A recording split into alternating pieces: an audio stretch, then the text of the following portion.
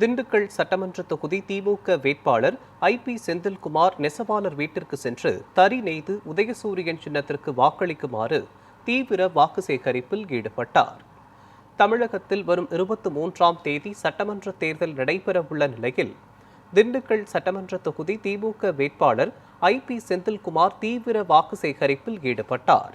அவரை ஆதரித்து உணவுத்துறை அமைச்சர் சக்கரபாணி டிப்போ ரோடு, சந்தை ரோடு, பொன்மேட்டுப்பட்டி ரோடு உள்ளிட்ட பகுதிகளில் நடந்து சென்று பிரச்சாரம் மேற்கொண்டார். இதையடுத்து கலைஞர் நகரில் நெசவாளர்கள் அதிகமாக வசிக்கும் பகுதியில் வேட்பாளர் மற்றும் அமைச்சர் ஆகிய இருவரும் நெசவாளர் வீட்டிற்கு சென்று தறி நெய்து அவர்களின் கோரிக்கைகளை கேட்டறிந்து உதயசூரியன் சின்னத்திற்கு ஆதரவு கோரி வாக்கு சேகரித்தனர். உதயசூரியன் சின்னத்திலே வாக்குகள் கேட்டு இப்பொழுது உங்கள் மத்தியிலே பேசுவதற்காக